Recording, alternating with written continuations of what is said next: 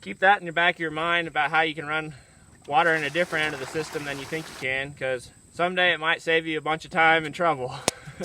Howdy folks, this is Tim Rankin on the Farm Tough channel, and it's time for our daily cow move. These chickens are laying like crazy right now. This is why I don't worry about weeds anymore. I'm a rental farm manager for Polyface. Been working on something today, so figured y'all might like to see it.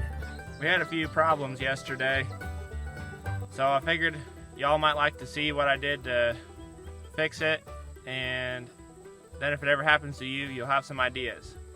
So yesterday morning, I got up and I was getting ready to go do some chores, and I turned on the sink to get a drink of water, and barely any water came out, which is not good. And it turns out our pump had gone out, or the wire that was about 200 feet down the well had finally got wore through, and so the pump quit. We ended up replacing the pump too, but anyway, I called the pump guy. He wasn't gonna be able to get out here until this afternoon, and it's been in the 90s like every day, and so we had to get our animals water quick. So we ended up moving the cows to the other side of the farm that's actually on a different water system. It's not a well, we have a spring that has a pump in it that pumps into a cistern, then pumps to the cows. So I moved the cows over there real quick. Well, not real quick, it took us a while. It was kind of a pain. They didn't want to move because they had lots of grass still, but they were thirsty. Moved the cows over there, and then we had the feather net, 400 turkeys, or the feather net with like 800 laying hens, 400 turkeys, and then 16 chicken shelters. 5 of those had turkeys in it, and then 11 had broilers. And all those birds, we're going to run out of water quick. They don't really have any reserve. The broilers just have those little red drinkers, and I guess the laying hens in the feather net would have had a little more reserve, but they only had like a couple gallons for 800 of them. So I was trying to figure out what to do. I didn't really want to have to try and bucket water to everything and it was just going to be a real pain. And then I realized that all I had to do was run water in the top of the system, and it would come out the bottom of the system to water all the animals.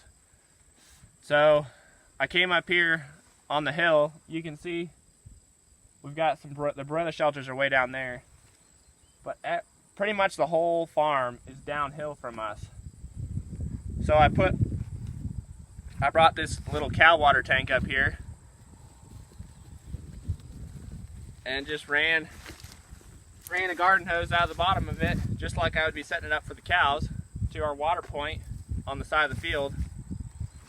And I had to take the valve, all the float and everything off the valve so it wouldn't shut off.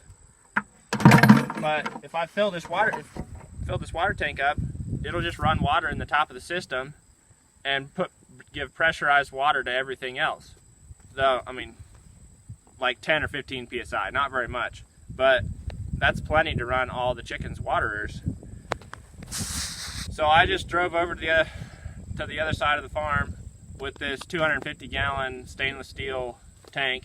It actually used to hold caramel in a plant that makes Little Debbie's cakes and stuff. Anyway, put this on the hay wagon, strapped it down, drove over there really fast, stuck the hose in it, and let it fill up for like 30 minutes till it got full, and then brought it back over here and filled my tank up, and that got all our chickens water, and it really wasn't that big of a deal. Besides moving the cows, it went pretty smooth. So I think we still have some water in here. The chickens didn't drink near as much as I thought they would, so I figured it'd be fun to open this up and see how far it shoots.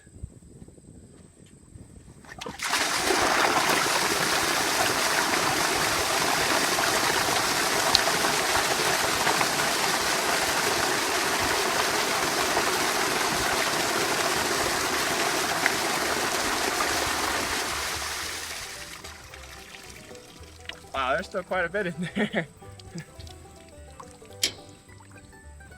Anyway, all that to say, just Keep that in the back of your mind about how you can run water in a different end of the system than you think you can, because